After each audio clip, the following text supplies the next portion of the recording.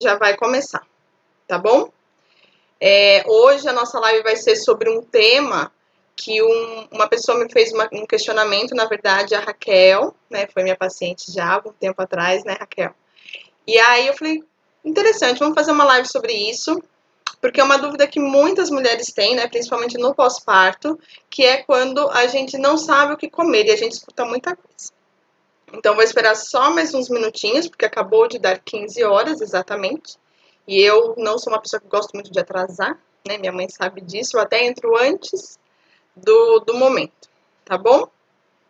Então, vamos lá, sejam todas bem-vindas a essa live Mães de Peito, né? Aqui a gente acaba discutindo estratégias na nossa alimentação, durante a amamentação, que levam a gente a ter um puerpério com mais vitalidade, com menos choros, né? Se você é novo por aqui, eu sou a Mirela Campos, eu sou nutricionista, sou consultora em amamentação e vou te guiar nesse momento do pós-parto para a gente tirando nossas dúvidas e fazendo as melhorias que a gente precisa na nossa alimentação para adquirir a vitalidade, diminuir os choros e conquistar um puerpério mais leve que a gente aproveite, né, gente? Embora o puerpério seja um momento muito difícil, a gente precisa aproveitar, não é?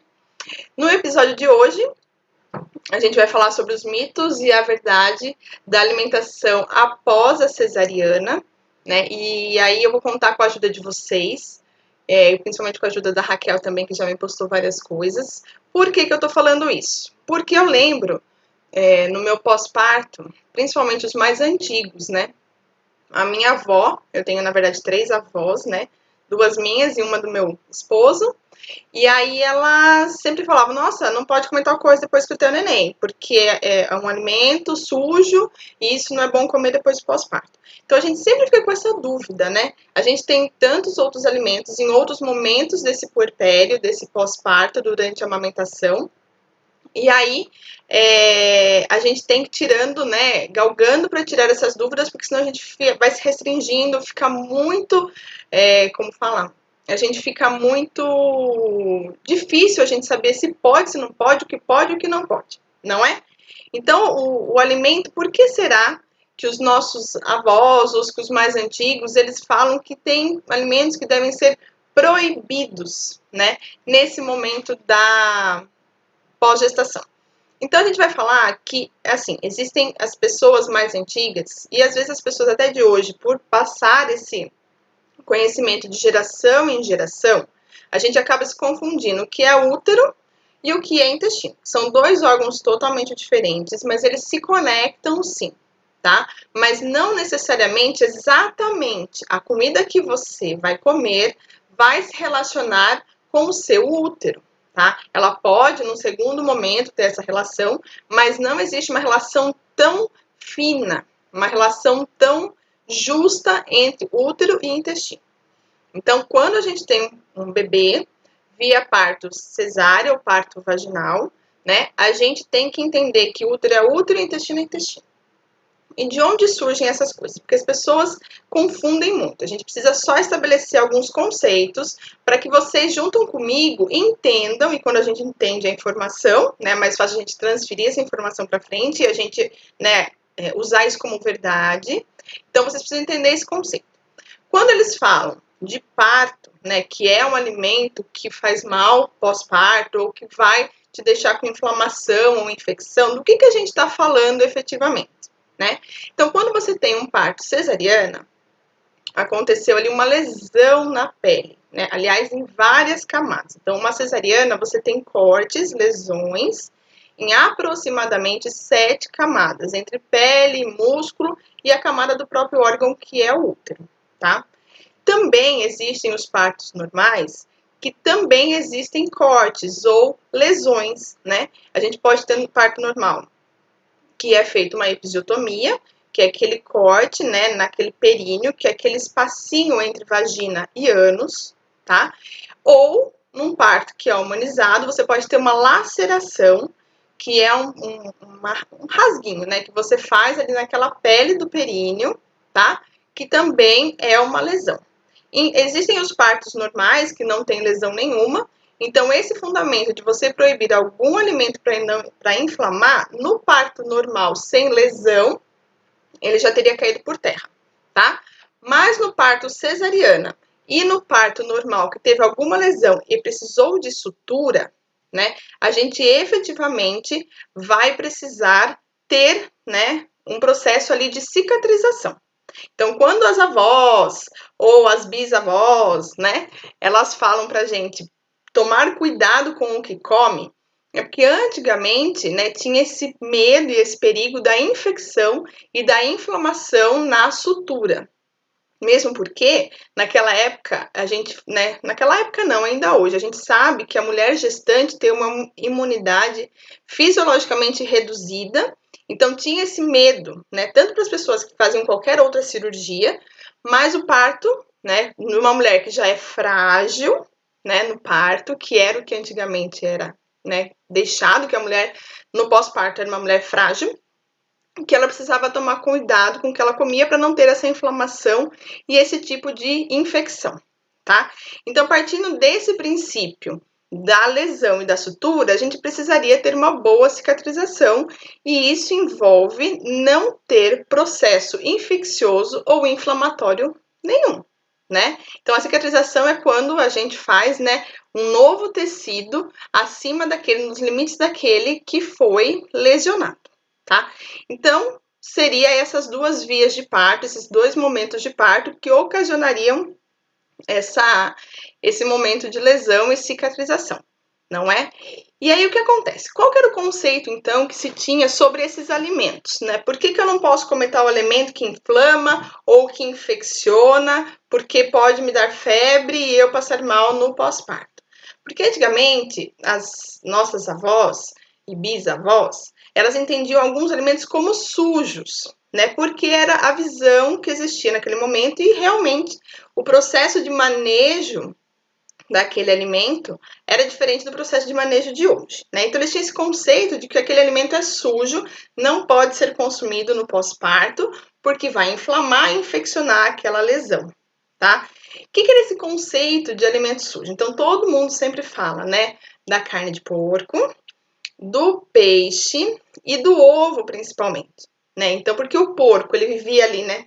A gente já sabe pelo próprio nome, porco é porco, vivia ali na lama, né? Embebido ali em fezes e urina. Então, teoricamente, é um bicho sujo, né? Os peixes também que vivem nesse ambiente marinho, mas a gente não sabe, né, o momento que ele é pescado, como que é aquela limpeza daquele peixe, que vai para os peixeiros, né? Limpa ali meio que ao ar livre, com mosca, então eles diziam que era um alimento sujo.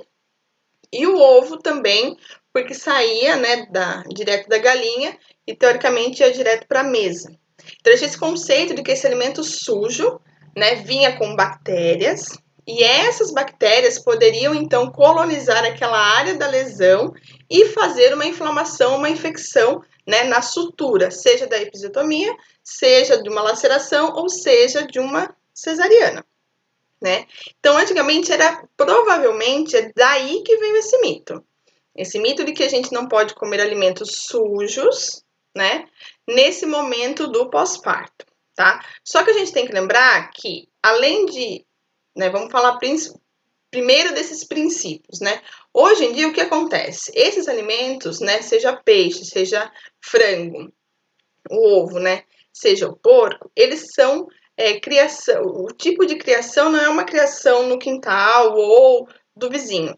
Existe um processo de criação, né? Então você já alimenta eles com ração, você já tem maior controle de antibióticos nesses animais, né? Os peixes, você tem tanques, você já não pesca assim, exceto se você está na praia, mas geralmente os peixes que a gente compra em mercados congelados, eles são peixes de criação, que se alimentam de ração e tem um processo industrial totalmente por trás que coloca para a gente como que essa higienização desses alimentos, tá? Então, para a gente começar falando, esses alimentos não são tidos mais como sujos, porque o procedimento de criação, manipulação e venda é diferente do que era antigamente. Se a gente for levar por base essa história de que alimento sujo causa infecção, tá? E aí, acontece que, além disso, né, vamos supor, então, que a avó pegasse lá, na época dela, né, quando ela, enfim, teve os filhos dela, e colocou lá, comer uma carne de porco, né? Se você aquece, gente, o aquecimento, ela mata aquelas bactérias. Logicamente que vai depender depois como você vai conservar esse alimento pronto, né? Mas, efetivamente, você mata a bactéria quando você tem aquecimento. A bactéria, o vírus, o fungo, você consegue matar esses micro-organismos. Então, eles não interfeririam tanto na nossa vida, não teriam essa absorção para o nosso sangue, que poderiam levar a esse processo de inflamação e infecção da nossa sutura, tá? E aí a gente também tem o processo de digestão, né? Então, quando o alimento passa pelo nosso suco gástrico, mesmo que na nossa gestação, no pós-gestação, a gente tem interferência sim da funcionalidade e da fisiologia desse estômago, né? Então a gente não produz às vezes todo o ácido que a gente precisaria, ou a gente tem muito sintoma de refluxo e azia, às vezes a gente até tem algumas mulheres que precisam até tomar medicação para ter esse controle da acidez, mas no geral, todas nós, a gente tem esse ácido no estômago que estaria combatendo, ou melhor, matando essas bactérias que vêm desses alimentos tidos como sujos, né? E estaria eliminando esses micro-organismos que causariam, então, essa inflamação. Então, aqui já começa a primeira coisa que eu queria mostrar para vocês, que é, ó, tá ao contrário, né? Mas tudo bem. É o mito, né? Então, essa história de que a gente precisa restringir o consumo de alimentos tidos como sujos, né? Principalmente as proteínas, por esse parâmetro, né? E eu vou falar de outro depois, eu vou dar um nozinho na cabeça, mas por esse parâmetro de que é um alimento sujo, a gente pode desconsiderar. A gente poderia sim, no nosso pós-parto, estar fazendo uso de carne de porco, de carne de peixe e ovos tranquilamente. Lógico que lá para frente eu vou mostrar para vocês que a gente precisa pensar em outros quesitos. Mas pensando nessa história de que causa inflamação, piora a inflamação, a infecção, numa lesão, numa sutura do pós-parto, isso a gente não tem, tá? Mesmo que você vá lá na internet e procure incansavelmente. E eu fui, gente, não vou falar que não fui. Para preparar a aula, eu falei, não, não é possível. Deixa eu ver se eu acho algum artigo, algum obstetra, algum pediatra, algum cesarista ou algum cirurgião que fale sobre essa questão, ou se existe algum artigo científico. Eu não achei nada científico que põe isso à prova. Ninguém nunca fez um estudo ou seguiu, né, a análise de mulheres que tiveram rejeição ou que tiveram uma inflamação e infecção na sutura de cesariana e achou alguma incidência relacionada ao consumo de alimento dessa mulher. Então, na literatura científica, gente, isso também nem existe para pesquisar, né? Eu, pelo menos, não achei. Fucei em jornais internacionais e também não achei, efetivamente, tá? Então, essa ideia de comer alimentos à base de animal sujo provoca uma inflamação, uma infecção na parte cirúrgica da cesárea ou da episiotomia no parto normal, não existe, tá? Isso é um mito. Além dessa questão das carnes, né, existem alguns outros mitos sobre os alimentos que também são muito fortes ou são alimentos muito ácidos. Por que provavelmente existe esse mito? Porque o ácido, ele deixa a pele mais sensível, deixa a pele mais avermelhada, né? Se você faz, né, ninguém vai fazer esse teste, mas se a gente faz o teste, né, de sair com limão, né, a gente sabe que aquilo vai inflamar, vai entumecer, né, vai ficar cheio de sangue, vai ficar avermelhado e vai causar uma lesão ali pelo excesso de ácido presente no limão. Mas, quando você está falando, a não ser que você vá lá com o alimento ácido, ou com a cebola, ou com o alho, e vá lá na sua, né, nos pontos da sua cesárea, isso dificilmente acontece. Não é? Então, mesmo que você consuma alimentos ácidos, esse ácido presente no alimento não tem a capacidade de atingir o local da sutura. Mesmo porque útero não é intestino, né? Quando a gente tem uma cirurgia grande, intestinal, né? Vou dar um exemplo aqui de quem trabalhou em hospital, uma cirurgia ai meu Deus, de colocar a bolsinha de colostomia, uma cirurgia de colostomia. A gente pede para o paciente não consumir ácidos, porque é direto, contato direto, né? Pode ali causar uma sensibilidade, começar um processo pequeno inflamatório, mas é porque é local, é naquele momento. Então, os alimentos ácidos, eles não precisam ser restringidos por conta dessa questão da cicatrização, né? Porque não está relacionado diretamente, tá? E o ácido, por exemplo, quando você come um alimento que ele é ácido no sabor, ele tem uma função fisiológica alcalina. Isso eu vou mostrar para vocês mais para frente, que todo alimento que é ácido tem uma função alcalina quando atinge a corrente sanguínea. E pelo contrário, todo alimento que é alcalino, né, no sabor, ele tende a ter uma função ácida dentro do nosso sangue. Então, alimentos como limão, abacaxi, laranja, o próprio alho e a cebola, que são tidos como alimentos fortes e ácidos, quando ele atingir a corrente sanguínea, e esse sangue, né, que vai estar ali permeando a cicatrização daquele corte, esse sangue não vai estar ácido porque você consumiu o alimento ácido, tá? Então, isso também é um mito, tá? Mito que você não pode comer ácido por esse motivo de cicatrização, que é o que toda vez eu escutei da minha avó. Mas assim, eu tive um parto normal e não tive sequer nenhuma uma laceração. Mas ela já me falava antes, olha, quando nasceu o bebê, você não pode comer isso, você não pode comer aquilo. E na época, gente, eu também não sabia, né? Eu já sou uma pessoa que não como carne de porco normalmente, não é a carne que eu gosto, né? Mas ovo, alho, cebola, abacaxi é uma das frutas que eu mais adoro. Então, assim, eu não tive que restringir nenhum alimento. E também não existe prova científica, e eu mesmo na minha prática clínica, trabalhando em clínica de ginecologia e obstetrícia por alguns anos, nunca vi uma paciente que chegou no consultório com alguma rejeição a essa sutura da cirurgia por ter comido, porque achou que comeu alguma coisa muito ácida. Não, tá? Depois a gente vai falar um pouquinho sobre quais são as causas, geralmente, dessa infecção, tá? Então, esse vermelhidão que às vezes acontece, ele é um processo, começa um processo infeccioso e inflamatório, mas não está relacionado essa vermelhidão com esse ácido que vocês podem estar consumindo aí na alimentação de vocês, tá bom?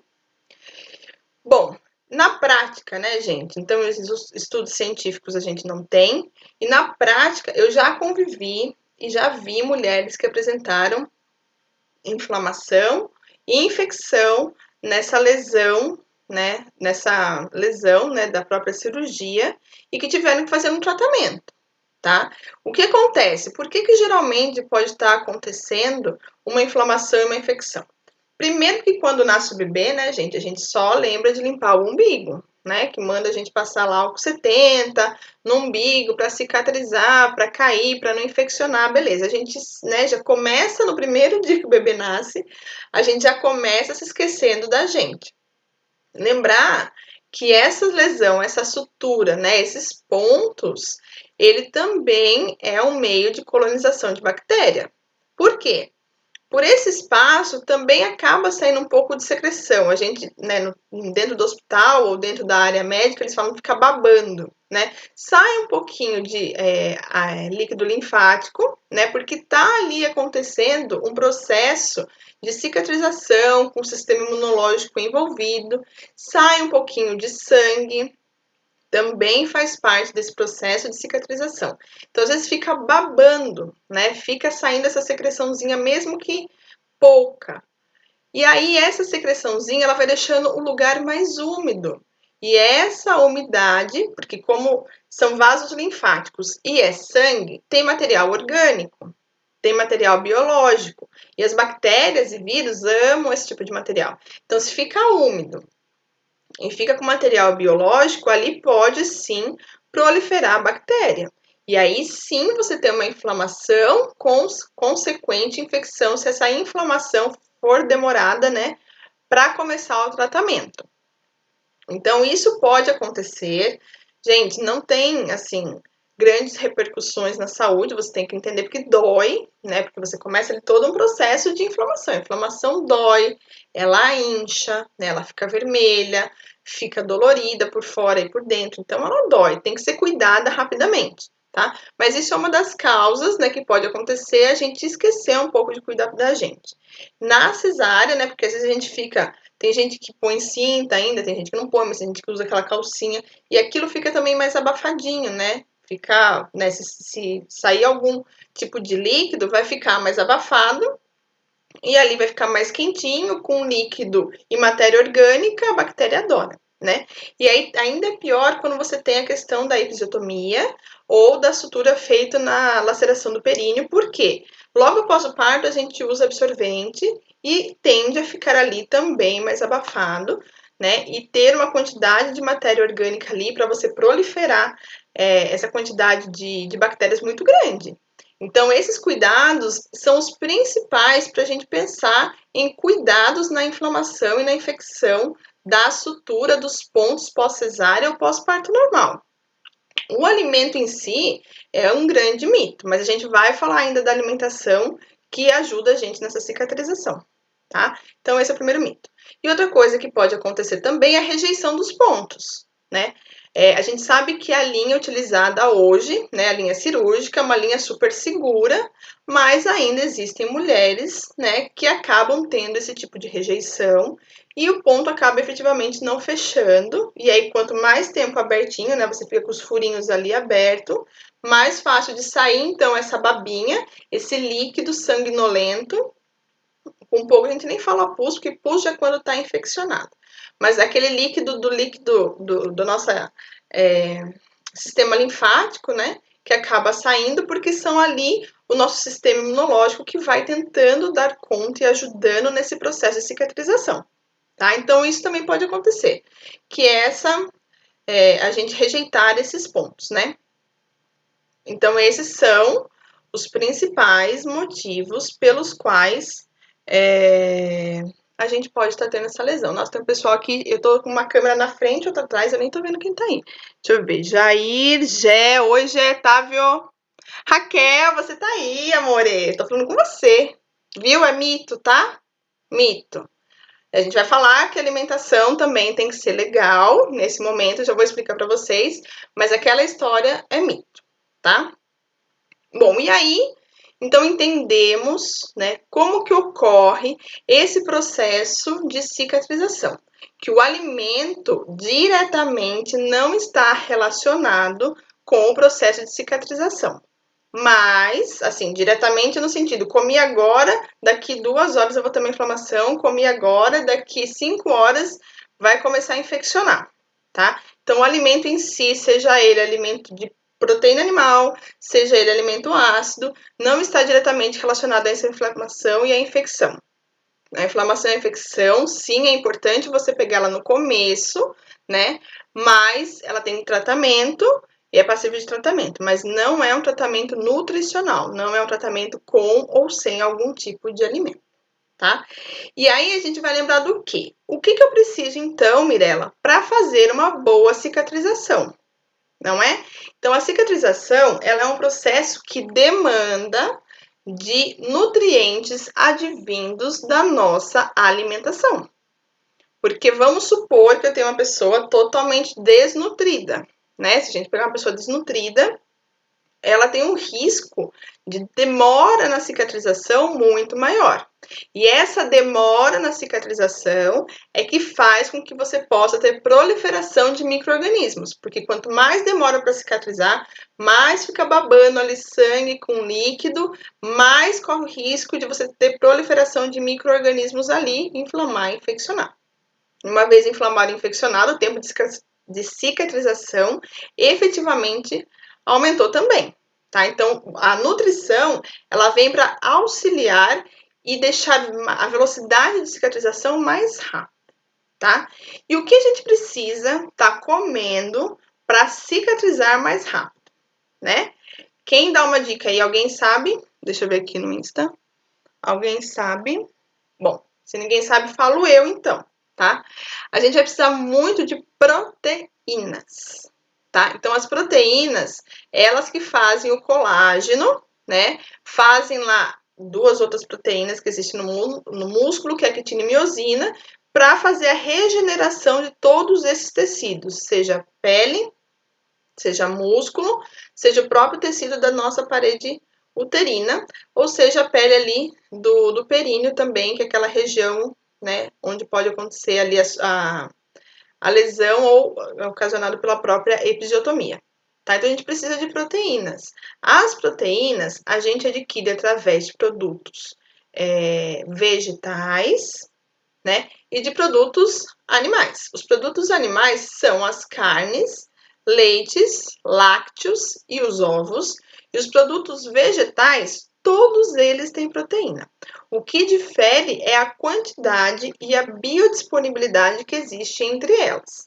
Eu não vou me aprofundar muito nesse assunto de biodisponibilidade, mas lembrando que os produtos animais têm uma disponibilidade de proteínas melhores, um valor biológico, que a gente chama na nutrição, um valor biológico muito maior. Não significa que as proteínas vegetais também não tenham esse valor biológico, mas eu preciso de mais quantidade para chegar no mesmo valor, tá? As fontes de proteínas vegetais são principalmente grãos integrais, por conta, né, dele se manter com aquele grão íntegro, tem proteína na casca dos grãos, arroz, trigo, aveia. Das leguminosas, né, a gente já falou lentilha, feijão, grão de bico, e o que a gente chama hoje de pseudo-cereais também, né, que são aqueles cereais vindos lá dos Andes. Se alguém não conhece a história, é muito legal, um dia eu conto, que é a quinoa, o amaranto, né? Em todas as sementes e castanhas, também existe uma quantidade muito boa e disponível de proteínas. Então, quando você vai falar em cicatrização, você tem que dosar essas duas quantidades, esses dois viés, né? De proteína animal com proteína vegetal. Além disso, né, eu preciso ter uma boa hidratação, tá?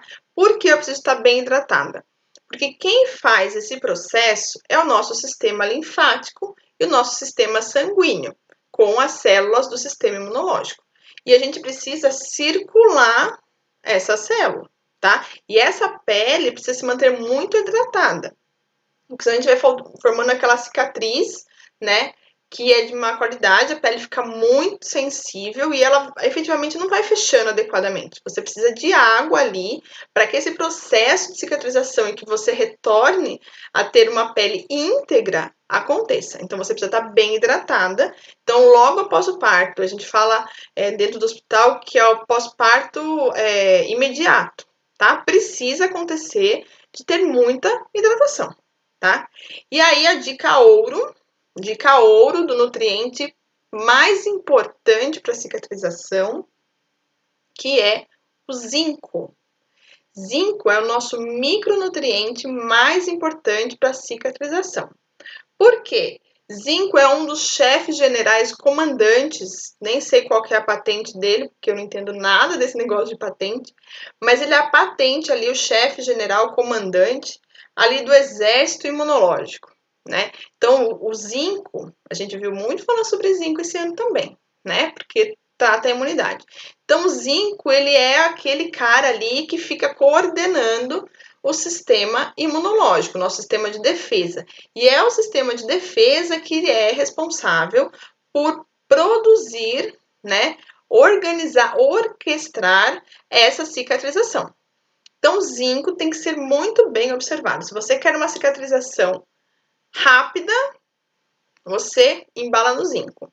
Se você quer uma cicatrização normal, você deixa o zinco de lado. O zinco, na cicatrização, ele tem duas principais funções. Primeira, então, que é ajudar as células imunológicas que fazem esse processo de reconstrução de novas células de tecido. E, em segundo lugar, ele tem uma função bactericida.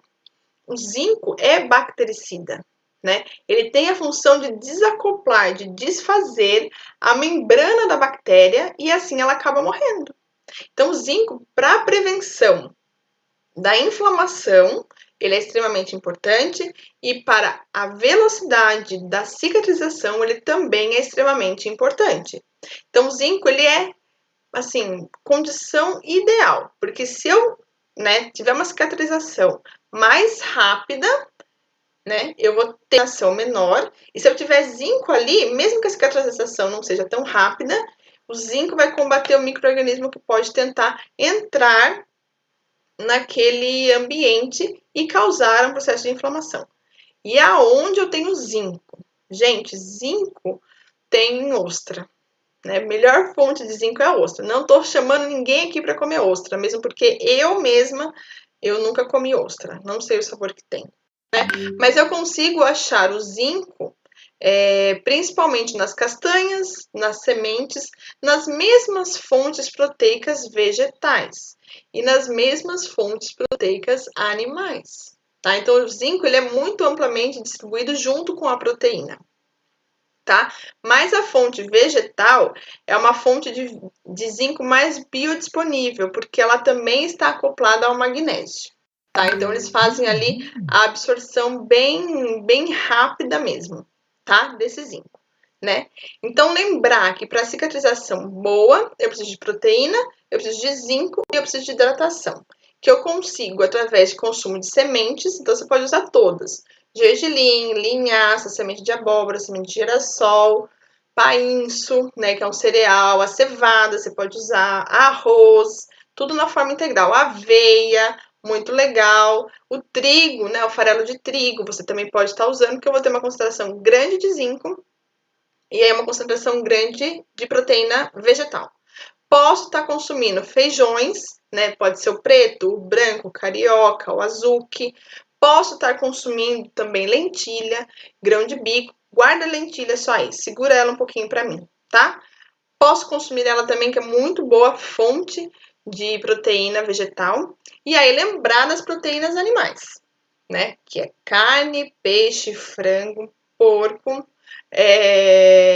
ovos, leites e produtos lácteos, tá bom? Então, lembrar que isso é importante para a cicatrização. E que a gente, depois desses procedimentos cirúrgicos, principalmente depois da gestação, que a gente tem uma queda, da hemoglobina, por conta do sangramento, a gente tem que ficar mais atento, tá? Esqueci de falar isso também.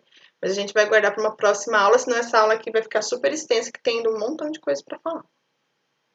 E aí, gente, só lembrando um pouquinho, existem coisas ou momentos que também pode atrapalhar essa cicatrização, tá? É quando a gente tem o sistema imunológico inflamado, tá? Então, lembra quando eu falei, então, assim, comer carne de porco, consumir leite, peixes e ovos, não vai ter esse problema, de inflamação e infecção da sutura, porque não existe o contato diretamente entre o alimento e o local da lesão.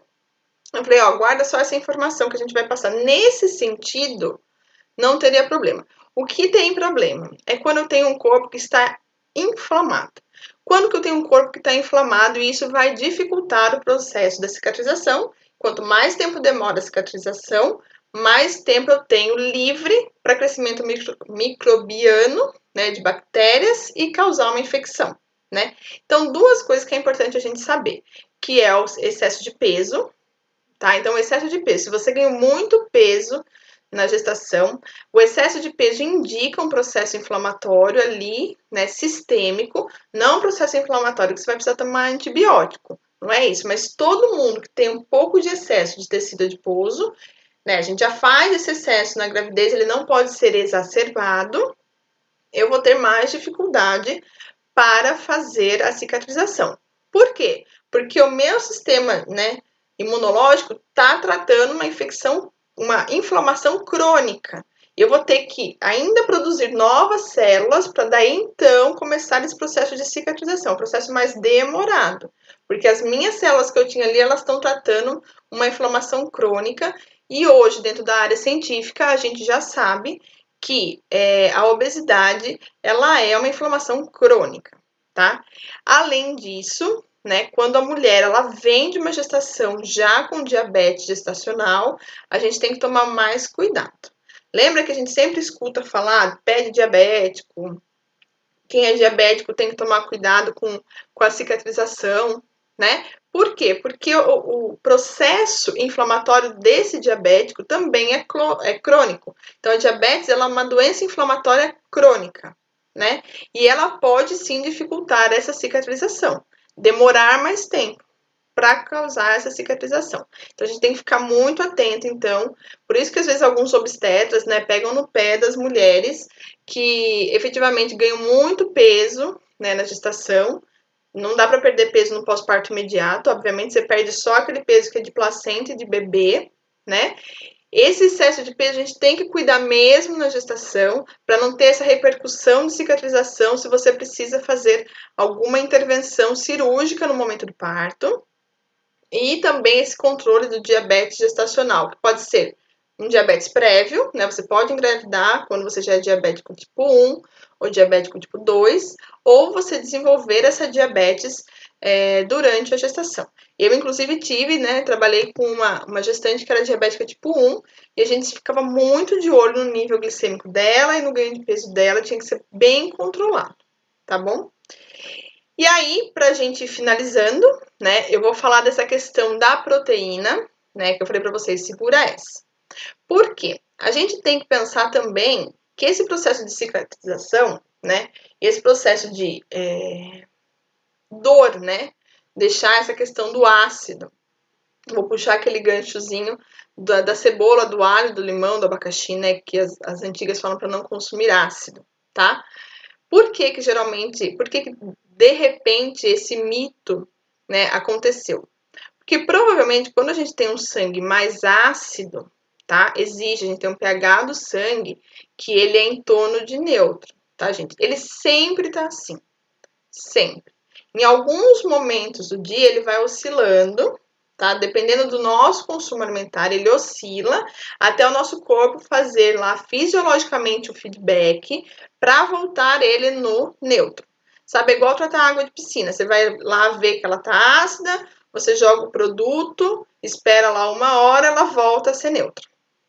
Tá? Então, essa oscilação existe e é decorrente da alimentação que a gente tem. Então, alimentos, alimentação rica em produtos que são animais, né, de proteína animal, ela acidifica mais o nosso sangue, tá? Em contrapartida, alimentos que são fontes vegetais alcaliniza mais o nosso sangue. Então, por isso que eu falei para vocês, a gente vai ter que fazer um contrassenso, um contraponto na questão entre a quantidade de proteína animal e a quantidade de proteína vegetal que a gente vai consumir nesse pós-parto, principalmente pós-parto imediato, pensando em cicatrização, para que a gente não tenha também essa acidificação do sangue que pode estar atrapalhando, né, o processo do sistema imunológico em refazer aquela lesão.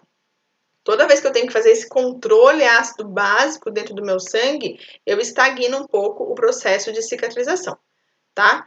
E aí, assim, a acidificação pode acontecer do sangue, né? E às vezes você pode ter fezes mais ácidas também.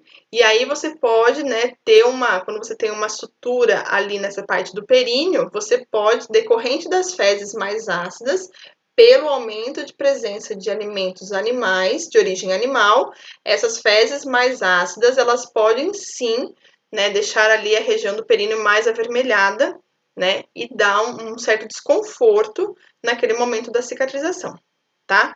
Então, lembrando das fontes animais de proteína, tem que ser dosado com fontes de proteína vegetal.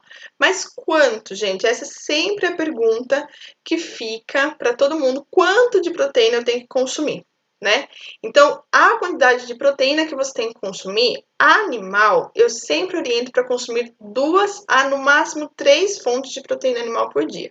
Almoço e jantar, né? Porque daí acaba sendo uma refeição completa. E se você quiser consumir uma proteína animal também no café da manhã, pode. E nos intervalos, então nos pequenos lanches, você também pode ir colocando as fontes de proteína vegetal, né? Toda a sua refeição, efetivamente todas as refeições da mulher que amamenta, tem que ter proteína. Seja café da manhã, lanche da tarde, ceia, sempre tem que ter proteína, porque o consumo proteico é muito grande. Nesse momento da cicatrização, também o consumo proteico é maior, né? Porque eu tenho que, enfim, ter proteína para mim, dar proteína para o bebê através da amamentação e ter proteína para cicatrização também. Então, os lanches também têm que ser compostos de proteína. E é aí que a gente fala para entrar as proteínas vegetais, né? Ontem eu coloquei um vídeo aí de uma receitinha super fácil que eu faço, pelo menos eu acho fácil, que é da torta de grão de bico. Você pode estar usando essa torta como lanche da tarde, você consegue ter ali, né? Eu coloquei, por exemplo, o recheio de frango, mas você pode colocar um recheio de legumes, né? E aí você pode ter esse consumo de proteína vegetal nesse horáriozinho da tarde, manter uma concentração de proteína bacana, mas que seja de fonte vegetal. Tá bom? Então a gente tem que fazer. Consumir, né? De repente, no lanche da manhã, você consumir uma fruta com uma semente de gergelim, uma semente de linhaça, uma semente de chia, também vai super bem, né? Você já está acrescentando ali. Antes de dormir, né? Quero consumir alguma coisa. Faz lá um purezinho de abacate, né? Que eu adoro, que dá bastante saciedade, tem uma gordura boa, vai estimular a função neurológica, vai dar sono, inclusive, para todos, né? E você pode estar acrescentando ali uma chia, né? Uma linhaça, pode colocar uma quinoa, um pouco de amaranto, que também vem com uma quantidade de proteína vegetal bacana.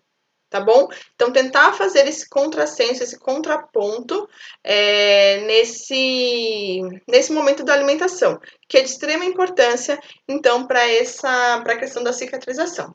Então, lembrando que os alimentos tidos como sujos são um mito, a gente exclui da alimentação, mas a gente tem que ter uma alimentação também bem balanceada, a gente tem que ter uma alimentação também regrada para auxiliar esse processo da cicatrização, que é a velocidade de cicatrização é o que determina se você vai ter mais risco de infecção e inflamação dos pontos da cesariana ou se você vai ter menos risco de inflamação e infecção desses pontos. Tá bom, gente?